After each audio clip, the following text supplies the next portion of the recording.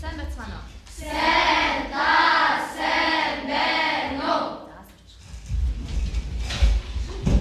За бид өмнөх хичээлээр хэний ямар зохиолыг уншиж судалсан блэ? За зохиолыг уншиж явах хэвцэг мэдхгүй шинэ үг хэллэг гарч ирсэн үү? Гарсан. За тухайлбал Цам.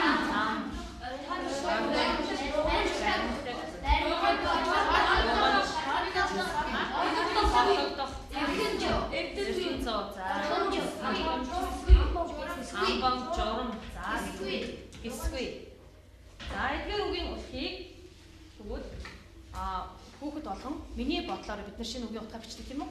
Миний бодлоор гээд бичээрэй. За танаа дээр баримтд дугуйч гэсэн. За аюу гэж. За танаа багийн орхимч журам үгтэй бичээд аваарай. Орхимч журам. За 3 дугаар баг. Гисгүй хорлогдох. Гисгүй хорлогдох. 4 дугаар баг хам амбан гэсэн үгийн утга.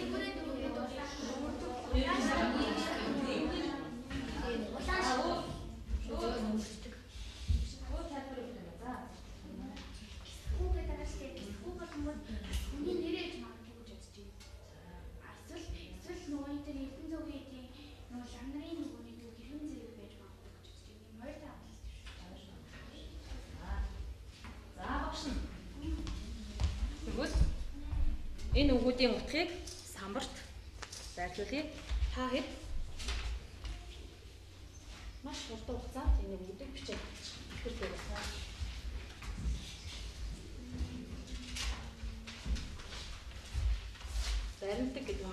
тэргүүтнийг боо баатан. За дугуйч гэдэг маань шашны сүм хийдэг харгалзагч. Орхимж гэдэг нь лам нарын хөсөвч хувцас. Дээлхийн гадуур үндэсдэг. Нөмөрдөг. За журам гэдэг маань урт нарын ширдэг. Эсвэл хийдийн дэвлэг сахиулагч гэж юм. Торлогдох гэдэг нь саваагаар зодож занчих. Амбан гэдэг нь манжаас Монголд суулгасан төлөөний сайд. За цам гэдэг нь шашны баг бүхий бүжгийг хэлдэг байна.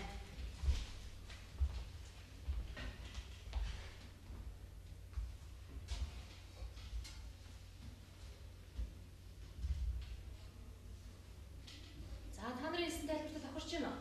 За зарим нь тохирч байна тийм үү? Зарим нь бол бас таашгүй байна. За тэгэхээр эндээс шинэ өгөөдөө мэдэж авах байна.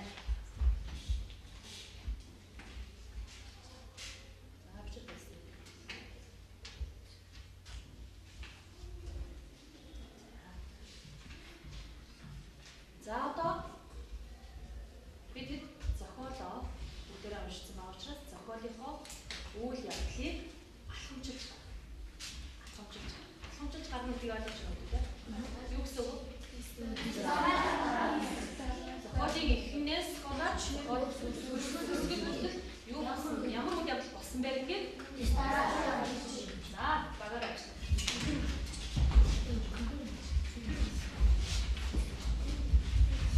за барыг шийдвэр хүмүүс санаа оноогоо оруулж шүү. Тэгэхээр юу болсон? Дараа нь юу болсон? Эсвэл нь юу болсон?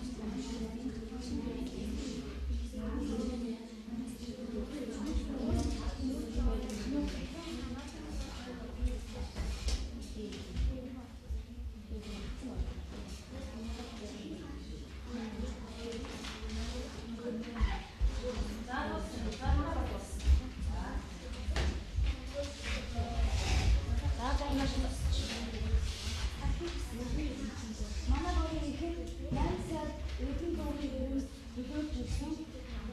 Манжууд буюу бүгдээ нисваа хасан манжууд дуугийн лам байсан. Буюу мэдээ олсон дараа дуугийн ламд ястдаг газар хилж байсан. Ухаан автын өмнө байдлыг бодож ихэлсэн. Буюу амын ихгүй би сүлсэн ам тасарсан. Сүүл Германы нэгэн хүн хийж чадаагүй зүйлийг Монголын бяцхан хүү хийж чадсан болохыг мэдсэн. Энэ тухай мэдээлэл нь Гэсгүй ламын маань сайд өргөсөн аз бичгийг олсон. Бичгээс авсан. За. Үйл явдал. Өнөөгийн өдөр Нойз ард олон цам эрдэн зоогийн хэлийг үзэх гэж ирсэн. Манд албан сүмийн дээрээс нэг хүн үсрэхийг харсан. Зоогийн их ламд манд албан хоёр өсөө юу үтснээ гайхамсан. Буня гижийн эвлэг зуулан гараараа ар нуруугийн нээж байх шиг болсон. Эзгүй хэр газар хуучин муу журмээр хэвтэж байлаа. Ягаад лам нарын яс тавьдаг газар хэвтэж байгаагаа сансан. Хэсэг хугацаанд дурд болсон.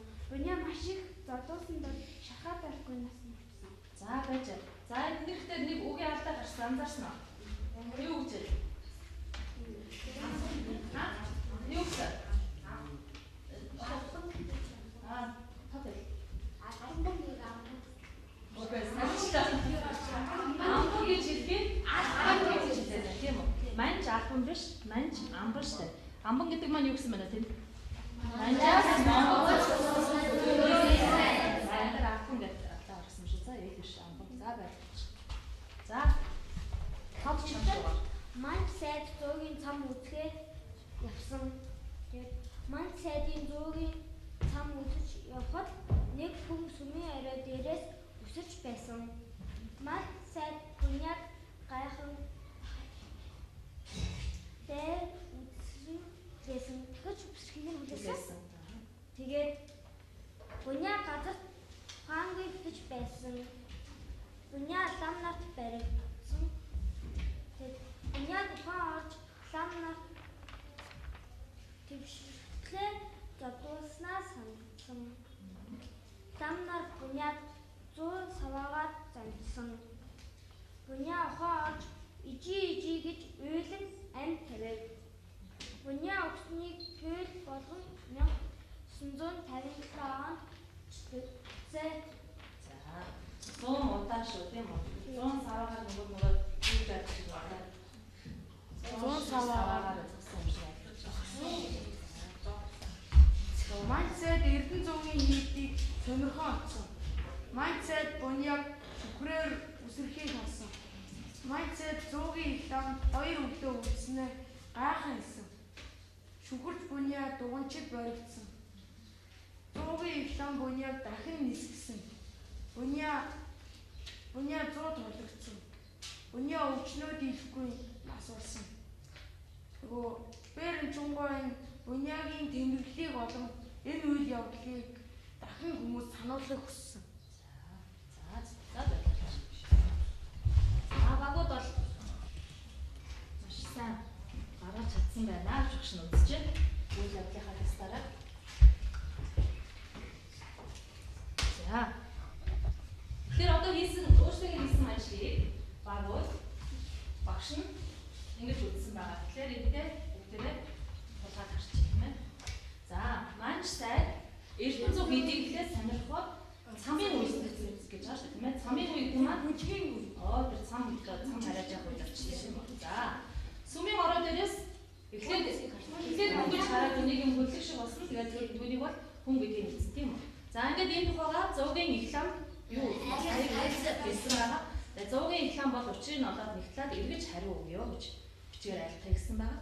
За, буня лам нарын яс тавьдаг газар хэвтэж байсан.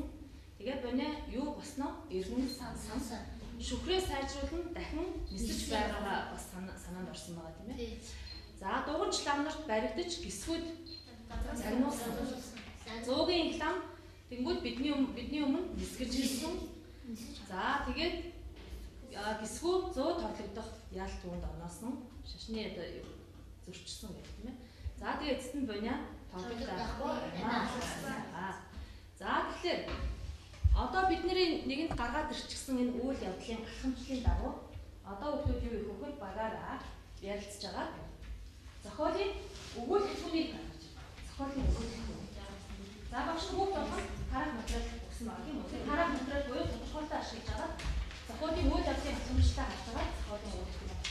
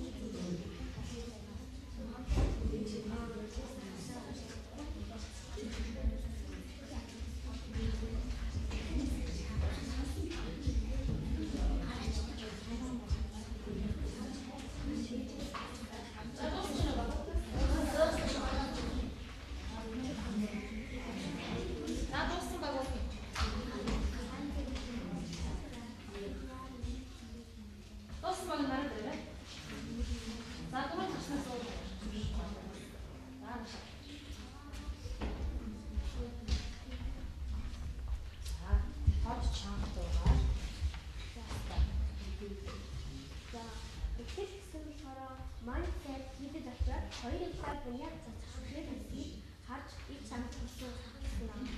Энэ хэсэг болохоор хэсэг учраас одоо их илэрх хэсэг нь ямар нэгэн суурь тавигдаж ирсэн байгаа. Энэний талаар энэ хэсэг болохоор mindset хийдэг батсныг гэсэн байна. Тэгэхээр зарлаа болохоор буяа дугуйчд баригдсан. Ер нь их юм зарлаа гэсэн бол бас шалтгааны нэгдэг. Яг буяа дугуйчд баригдсан тэр бол шалтгаан. Тэгээд өөрөлдсөн болохоор 100-ийн их лам буяад дахин эсхийг хүсэж буяа чадаагүй. За, өнөр гэсэн болохоор тэр шалтгаан яагаад тийм шалтгаан үүсэн шалтгааныг олохын тулд цаашаа хийсэн байна. За, тэр болохоор буяад эсхий 100 тавлагдах ял амжсан. 100 тавлагдах ял амжсан. За, өөр гэсэн болохоор зохиолын үйл явдал хийх хэлдэг. Төгсгөл гэсэн болохоор бүний өвчнүүд ихгүй нас барсан. Төгсгөл гэсэн болохоор зохиолын төгсгөл баатуудын хувь заяа ямар бас зохиолч өөрөө хэдэн үгснээ зэрэг хэлхийх. Босно. За тийм байх юм. Улаан хийсэн ажлаас тийм байх. Манай баг болонгууд ижил хэсгийг болонгууд маань сайд буяа хэсгийг харсан. Гэдэг авч үзсэн байгаа. Энэ яагаад ингэж авч үзсэн бэ гэхээр маань суулийн төсөл тэмцэх зүйл дэвсгэр хөвөл яцлан тавьдаг. Тэгээд болонгууд хэсгийг харсан болонгууд ингэж тавьж байгаа. Зарчаан болонгууд маань сайд буяагийн талаар ламж хийсэн хавсаас яагаад энэ хэсгийг авч үзсэн бэ гэхээр манай баг зохиолын ихэнх үйл явдал зөрчил мөрөглөө үүсэх шалтгааныг зохиолын хэлж байгаа. Өөрөөр хэлбэл маань сайд ламнаас буяагийн хэсгийг залгаж байж авсан. Буяаг зуур тавлагдсан. Өмнөд болонгууд зарчаагаас хойш ингээд өрнөж байгаа хэсгийг хэлдэг. Туйлын болонгууд буяа лам нарын яс тавьдаг газар ихтэж байсан. Зохиолын үйл явдал зөрчил мөрөглөө хурцтаж туйлдаа хэлсэн. Тайлбар болонгууд буяа ухаан урд сайн юу болсныг сансан. Яагаад тайлбарсан? Буяа өөрөөгөө одоо яагаад ламнаас ингээд тоглогдсон талаараа санаж хэлсэн. Төгсгөлийн болонгууд буяа шахаад алгүй нас болсон ба 1957 онд миний амьдралын талаар туйлдсан. Яагаад энэ хэсгийг төгсгөл гэж авчихсан бэ гэхээр энэ хэсгээс цааш зохиолын гол баатрын хувь заяа шийдэгдээд тэгээд зохиолч энэ хэсгээрээ ямар санааг илэрхийлэх талаар ярьж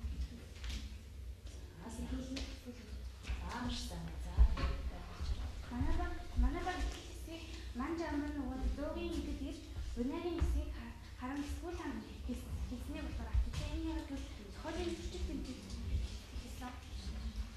Занчаа скуулам танхаа банднаа төгсгөж байгаа энэ үрийг шидэд танд айлтгая гэж нөгөө скуулам манж амрын хариулсан байгаа.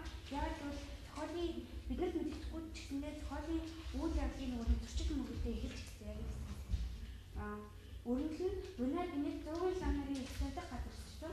Буняа өмнөх явдлыг эзэлж гисэн. Өрнөл хэсэг нь зохиолын жанхлаанаас хойш хүч шалтгааныг олохын тулд цааш өрнөж байгаа хэсгийг өрнөл гинэ гэсэн байгаа. Энэ болохоор нөгөө тэр яг өрнөлтийн хэсгийг өөрөө дотроо эзэлж гисэн. Тийм учраас өрнөл гэсэн.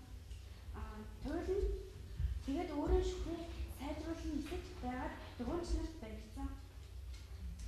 Зохиолын үйл явдал зөрчил тэмцэл нөгөө батцаж эхэлсэн.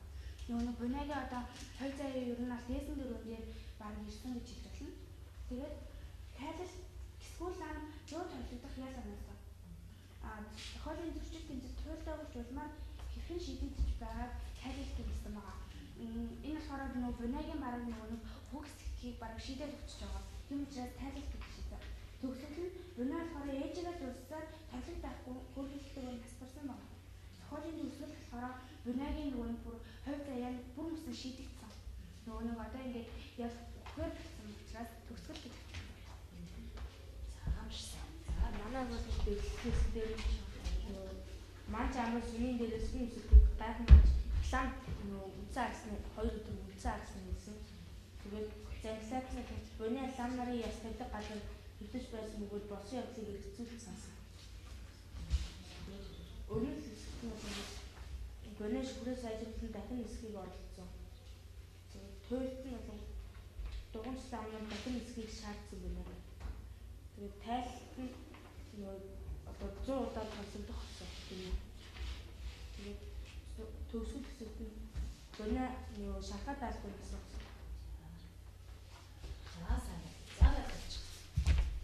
За энэ багууд бол зохиолын өгүүлбэртээ сайн олсон байна гэж чинь.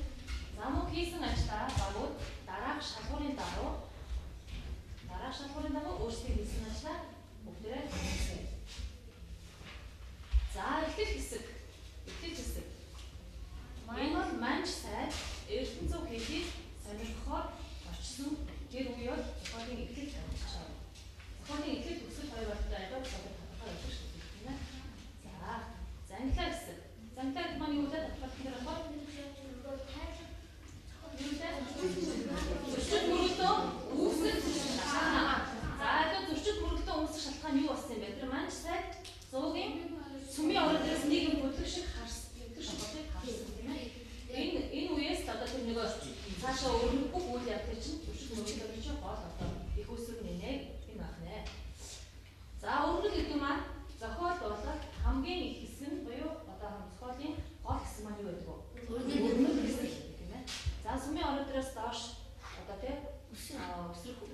шиг болсон. Энийг харсан. Энээс цаашаа болж байгаа бүх явдлууд за тэгээ хамгийн сүүлчийг нь болохоор дугуйч лам нарт баригдсан хүртэлх үйл явдал юу болно? Тэр нэг шатны нэг чимээ сонсгоч бүтээн чи бас юм байна. Тэгээд дугуйч лам нарт баригддаг. Энэ хүртэлх одоо өргөл хэсэгт орох нэ. За тэгээд за баригдангуудаа одоо горьгүй юм боллоо доо гэж юм боддгоо. Баригдангуудаа тэгж боддог ш.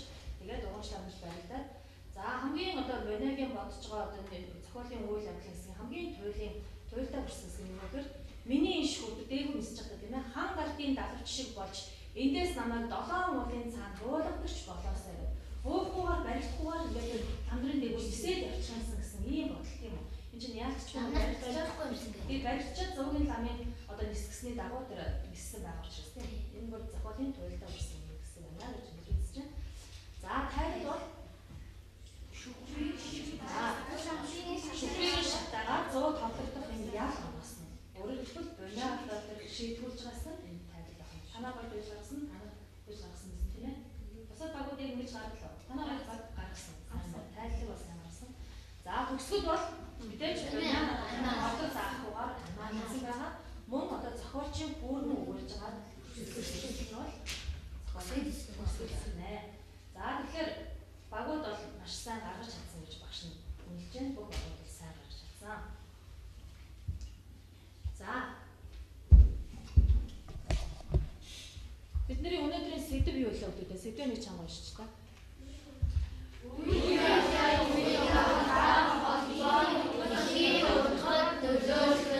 За тэгвэл багуудаас багаараа ярилцж байгаа хүмүүс багийн гишүүдээс хин чанга заавал багийн гишүүд гэхгүй. Өнөөдрийн хичээлийг юу гэж ойлгох вэ? Энэ үйл явдал бид нар үйл явдал авчихсан тийм ээ. Энэ үйл явдлын уялдаа холбоо нэхийн утгад яаж нөлөөлж байгааг хин бэлхэн байх вэ? Эсвэл багаараа ярьж байгаа юм шиг. Багаараа. Багаараа ярьцаад нэг л үгтэй гараад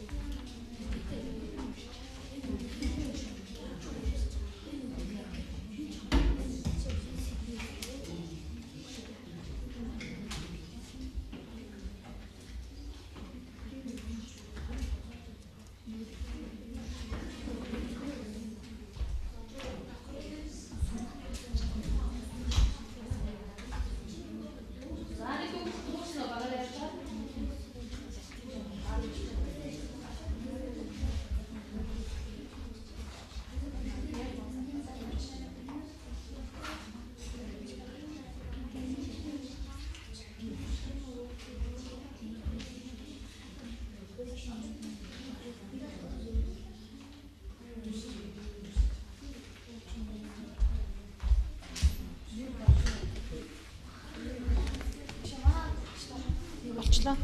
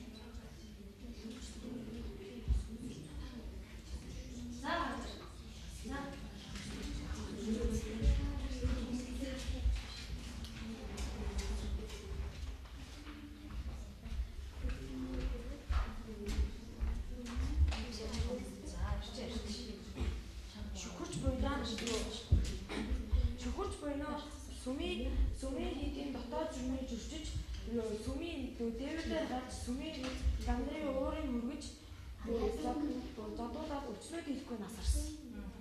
Тэгээд багшаа нөгөө сүхэж буйнаа бас нөгөө шүхрээр нисэж сүмнөөс ер нь дутаах бодолтой байсан байна гэж манай багийнхаа бодож байгаа. Шүхрээр нисээд ер нь зах сүмээс дутаах бодолтой байсан гэж бодож байна. За нөгөө талын уялдаа холбоо яаж яаж хийж байна? ер нь үүлээ осттой холбоо шүхэж буйнаа нөгөө өөрөө нөгөө нисэх дуртай хүн байсан. За тэр юм дээр самбарын хүн дээр Ман гэсэн дээр юу яа? Манай богийн дүгнэлт тохиолын өгүүлбэргүй дараалалаа байгаа эхийн услах санааг уялдаа холбоотой ойлгомжтой болгож байгаа.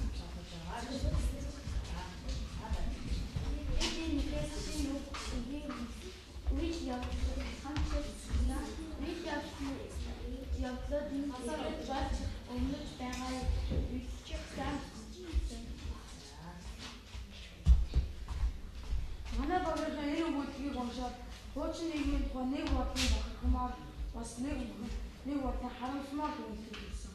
Бид яагаад энэ өгүүлбэрийг төрсөндөө гэвэл энэ Боня гэдэг хүн авьяаслаг хичээнгүй хүн байсан учраас бид ийм өгүүлбэр төрсөн.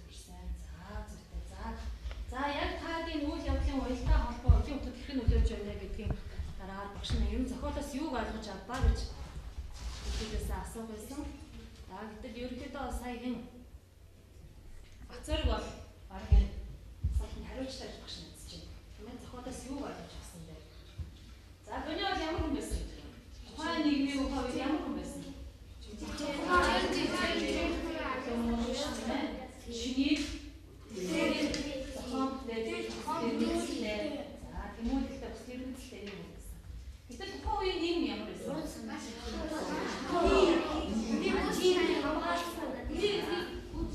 Үнийг өөрчилсөн гэж байна. Ачигсгүй байсан. Тэгээ баг ярих гэж байхгүй байна. Үнийг өөрийн гэсэн бодлож хөдөлгөөд хэрэгжиж байсан. За тэгээд монголчууд тухайн үед ямар байлаа? Банжин байсан байгаа тийм ээ. За тэгэхээр хэрвээ Боня гэвэл өнөөгийн нийгэм байсан бол ямар ах вэ? Юу гэж бодож байна? Маш их үедээ маш их өнөөгийн босоод Бэлэсэн ном гэж асуутай байна. Тэгээ хамгийн хаач зохиолч байсан уу?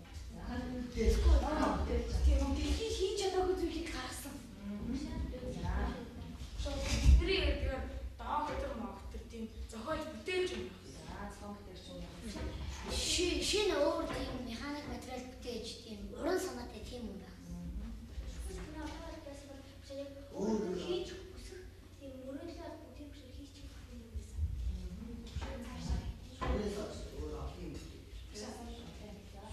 Тэгэхэд анхудаа хүн шүхрээ ниссэн гэдэг. Тийм хүн нөө цуурлаа мэдлээд маш хавтартай байна. Шүхрээ хөрсөн хаа. Юунисийн ном.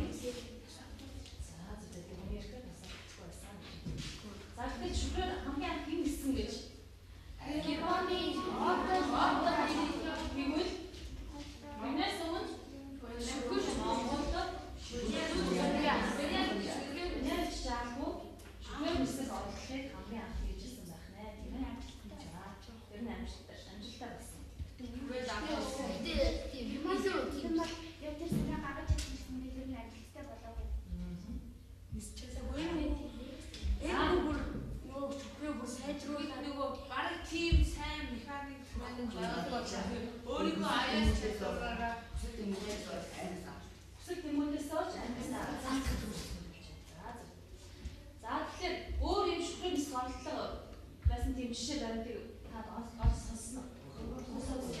За тэгвэл багш нь нэг мэдээлэл та нарт өгөөд яг гэрээ даалгавраа өгөөд хайж хэлье.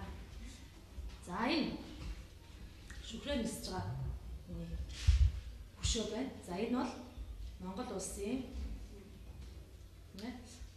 баруун хязгаар дээр Хөвсгөл аймгийн Мөрөн хотын нисэх онгоцны буудалтай байдаг ийм хөшөө байна. За энэ талаарх мэдээ баримтыг багш нь уншиж өгье. За 1913 онд нисэх оролдлого хийсэн Гэлэн хүүгийн хөшөө өдгөө Хөвсгөл аймгийн Мөрөн сумын нисэх онгоцны буудалд байдаг. Сайн Ноёнхан аймгийн Далай Чонхор вангийн хошоо одоогийн Хөвсгөл аймгийн Жаргаланд суманд амьдарч байсан тэрээр хийдэж шагнан суусан боловч аливааг танин мэдэх зохион бүтээх хүсэлтэд хөтлөгдөн ном судраас хүндэрсэн гэдэг. Удалгүй дархны уурлал хийн амь зуух босно нь зохион бүтээх хүслийг нь нэмж үсэрдэг буу хийж туршсан байна. Түүгээр барахгүй нисэх хүсэлд автаж шувуу ажигласаар эцэст нь бүрэгдийн үд үхрийн шир зөөлөн илтэж далавчийн 20 м өндөр дүнтрийн зохионоос үсэрсэн аж. Нисэх оролдлого нь амжилтгүй болбол зөөлөвч хийх зорилгоор Хисааны бэлд 600 орчим хонь бэлчээж буусан бөгөөд хожим нь нисэж болмоор юм. Толгой хүнддэг бололтой гэж дурссан тухай нутгийн хөгшчүүл ярьдаг.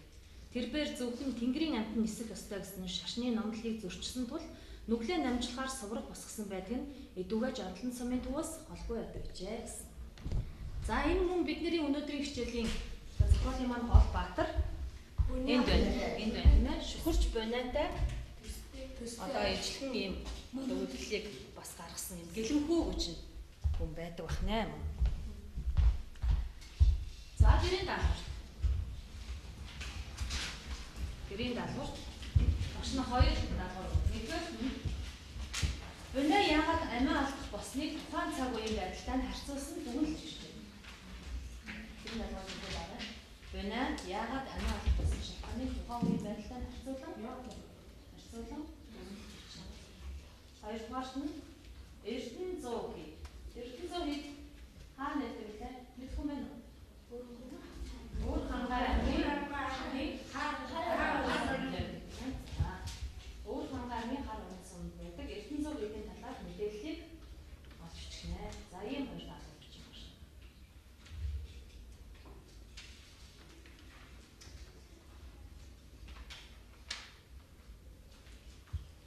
За ингээд өнөөдрийн хичээл амжилттай оролцсон. Идэвхтэй оролцсон.